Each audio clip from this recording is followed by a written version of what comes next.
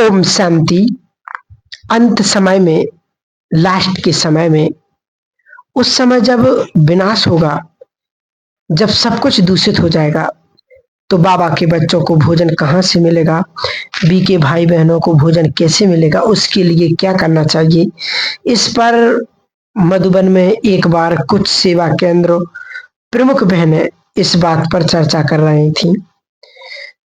तो बहुत सारी बहनें बैठी हुई थीं और इस बात की चर्चा चल रही थी कि बच्चे, एक समय ऐसा आएगा कि पांचों तत्व इकट्ठे ही उपद्रव मचाएंगे। जो प्रकृति के पांचों तत्व हैं वो इकट्ठे उपद्रव मचाएंगे। कहीं आग लगेगी, कहीं भूचाल आएगा, कहीं बाढ़ होगी, कहीं तूफान होगा। तो ऐसे समय पर हम अपने बचाव के लिए क्या करें, ऐसी चर्चा हो रही थी। उसी टाइम पर किसी ने कहा कि बचाव की तो बात छोड़िए, अगर ऐसी मूसलाधार बरसात होगी या कुछ वातावरण में प्रदूषण इतना फैल जाए कि हमारा जो अनाज है, जो अन्न है, अगर वो ही प्रदूषित हो जाए तो हम बचे तो सही, लेकिन अगर हम कुछ खा भी ना पाए तो हमारा जीवन कैसे चलेगा। तो इस पर एक ऐसी चर्चा होती हुई एक बहन ने कहा कि इस पर कुछ प्रैक्टिस करना हमने शुरू कर दिया है। तो माना सब कहने लगे, सीरियस हो गए कि आपने क्या प्रैक्टिस किया है। सब सुनने के लिए बहुत उतावले थे। तो आपने क्या प्रयास किया है, क्या अभ्यास किया है। तो फिर वो बहन ने कहा कि मैंने तो प्रयास किया, अभ्यास करना शुरू कर दिया है। तो सब बहनें करने लगी हैं, दीदियां बोलने लगी हैं कि अगर अन्न जल सब दूषित हो जाएगा तो फिर जब कहीं से भोजन नहीं मिलेगा तो आपने क्या प्रैक्टिस शुरू कर दिया है, क्या किया है, और वो क्या है वो हमें बताइए ताकि हम भी कर सकें।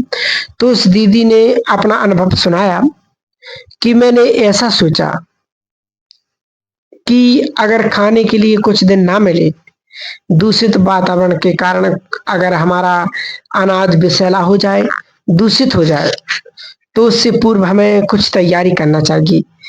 तो वो कहती हैं कि मैं कभी कभी एक टाइम खाना खाती हूँ। तो वो बहन जी बोलती हैं कि मैं एक टाइम खाना नहीं खाती हूँ, और किसी दिन मैं सारा दिन पानी नहीं पीती हूँ, और कभी कभी मैं सारा दिन कुछ भी नहीं खाती हूँ, ताकि ऐसे समय के लिए हम अपने आप को तैयार कर सकें और आने वाले समय के लिए तैयार कर सकें। ऐसा ना हो कि अंत में जाने के समय खाना पीना ना मिलने के कारण हम उसी चिंता, उसी चिंतन में अपना शरीर त्याग दें। तो फिर वो बहन जी कहती हैं कि मैंने इस प्रकार का अभ्यास करना शुरू कर दिया है। अभी तो जो दादी जी का मीटिंग हॉल है माना पांडव भवन में, वहां पर सभी दीदी लोग बैठ करके चर्चा कर ही रहे थे कि इतने में वहां से दादी, गुलजार दादी जी निकली। तो सभी ने कहा कि दादी जी, अगर आपके पास समय हो तो आप थोड़ा बैठ जाइए। तो दादी जी ने कहा कि क्या चर्चा हो रही है। तो सभी बहनें कहने लगी कि दादी, आप हमारी चर्चा को सुने। तो दादी जी कुर्सी पर बैठ गई। तो सभी दीदियों ने दादी को सुनाया कि अपनी जो एक बहन है, ये अपना पुरुषार्थ बता रही हैं कि जब जल दूषित हो जाएगा, भोजन विषैला हो जाएगा, खाने को अगर कुछ दिन ना मिले, तो किस प्रकार हम इससे पूर्व कभी व्रत करना, कभी पानी ना पीना, ऐसी आदत डालें। तो दादी जी ने सब कुछ सुना दी। दादी जी ने सुना सबको, सबको उन्होंने सुनाया दादी जी को। और दादी जी ने फौरन बड़े मधुर शब्दों में कहा कि मैं तो ऐसा नहीं समझती हूँ। तो सभी ने कहा कि दादी जी, जो आप समझते हैं वो आप बताइए। तो दादी जी ने उस समय कहा कि बाबा ने यज्ञ में, जब ऐसा भी समय आया जब इस यज्ञ में सुबह के नाश्ते का सामान है लेकिन खाने का, दोपहर का भोजन का सामान कुछ भी नहीं है, ऐसी भी बेगरी लाइफ थी, तब भी बाबा ने बच्चों को व्रत नहीं रखवाया। उस टाइम पर भी बच्चों को कभी भूखा नहीं रहने दिया। ऐसा भी समय आया कि नाश्ते के लिए कुछ भी नहीं है, तब भी बाबा ने गुड़ में सोडा डाल करके, जो थोड़ा सा गुड़ जो बहुत ज्यादा हो जाए बॉर्नवीटा का नाम दे करके फिर बाबा ने बच्चों को खिलाया, लेकिन बच्चों को कभी भी भूखा नहीं रखा। तो बाबा ने कभी व्रत नहीं करवाया है, तो हम कैसे व्रत करके अपनी कर्मेंद्रियों को कंट्रोल करेंगे। तब सभी ने दादी जी से पूछा कि क्या मैं क्या प्रैक्टिस करनी चाहिए। तो दादी जी ने अपने अनुभव और बाबा की आज्ञा के अनुकूल यही बात सुनाई सबको कि ऐसे भयानक समय आने से पूर्व हमें अपनी अनासक्त वृत्ति का निर्माण करना चाहिए। हम सभी को अनासक्त वृत्ति का निर्माण करना चाहिए। अगर हमारे अंदर अनासक्त वृत्ति होगी, स्वाद लेकर के, रस के वशीभूत होकर के अगर हम कुछ स्वीकार नहीं करते हैं, परंतु जो शिव बाबा के यज्ञ से हमको मिला या भंडारे से हमको प्राप्त होगा, वो इस शरीर के लिए उपयुक्त है, उतनी ही चीज इस शरीर को दीजिए। ऐसा नहीं आज तो पूरी बनी है, रोज तो पूरी नहीं बनती, दो की जगह चलो चार खा लेते हैं, कोई रोज थोड़ी खाते हैं। आज समोसे बने हैं, वैसे तो सबको एक मिलता है, क्यों नहीं आज दो समोसे और दो गुलाब जामुन खा लिए जाएं। कल मीठा ज्यादा नहीं खाएंगे, आज तो बन ही रहा है। तो स्वाद के वशीभूत, आसक्ति के वशीभूत अगर हम कुछ स्वीकार करेंगे, तो जब ऐसा नाजुक समय आएगा, तो जिनके अंदर आसक्ति की भावना होगी, वो अनासक्त आत्मा ना होने के कारण आसक्तियां ही उन आत्माओं को परेशान करेंगी, और ऐसी आत्माओं के विषैले अन्न के समय उनको भूखा रहने में, उनको अन्न की याद में ही अपने प्राण तजने पड़ेंगे। इसलिए बहुत समय पहले से ही आपको यदि अभ्यास करना है तो अपनी अनासक्त वृत्ति का निर्माण करो। कुछ भी स्वीकार करना है तो आसक्ति नहीं होनी चाहिए। और बाबा ने यज्ञ वत्सों को यज्ञ में इस प्रकार की ट्रेनिंग दी थी बाबा ने कि जब ज्यादा खाने पीने को कुछ नहीं था, तब बाबा ने एक बार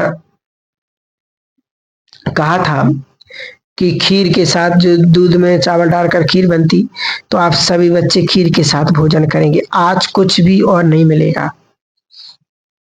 शाम की क्लास होती थी, उस टाइम पर बाबा कराते थे।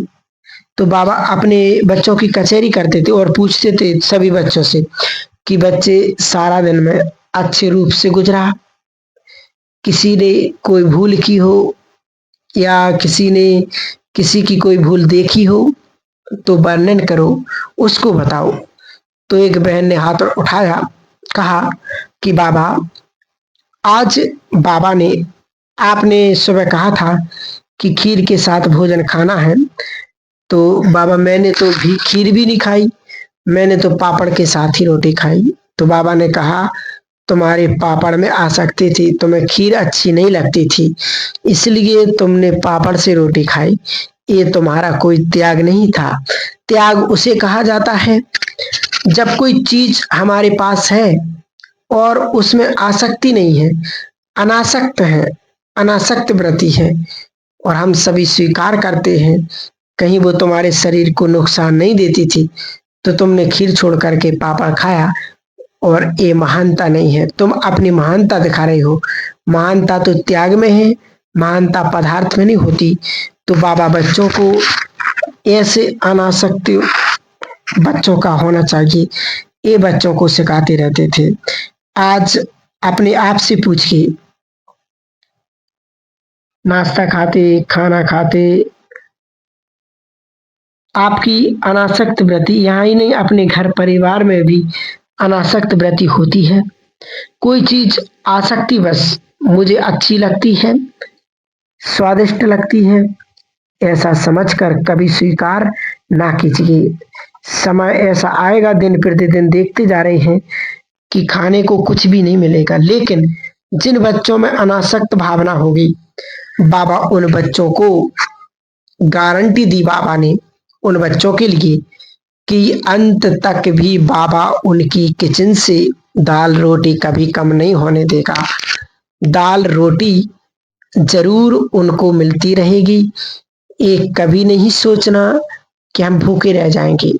यहाँ तक भी बाबा ने कहा था कि मैं वतन में बुलाकर भी अपने बच्चों का पेट भर दूंगा। मैं कभी अपने बच्चों को भूखा नहीं रखूंगा। तो देखिए बाबा ने इतना स्पष्ट करके समझाया है। बाबा ने जो कहा कि बाबा के श्रीमत अनुसार जिनकी अनासक्त वृत्ति है उन बच्चों को की किचन से कभी दाल रोटी कम नहीं होने देगा और उनको कभी भी कैसी भी परिस्थिति आ जाए लेकिन बाबा कभी भूखा नहीं रखेगा। तो हम सभी को ऐसी अनासक्त वृत्ति का निर्माण करना है। किसी भी चीज में खाने पीने में हमारी इतनी आसक्ति नहीं होनी चाहिए। तो ये बाबा इस प्रकार से सभी बच्चों को समझाते थे और सभी समझ करके अपनी उस व्रति को परिवर्तन कर लेते थे। ओम शांति।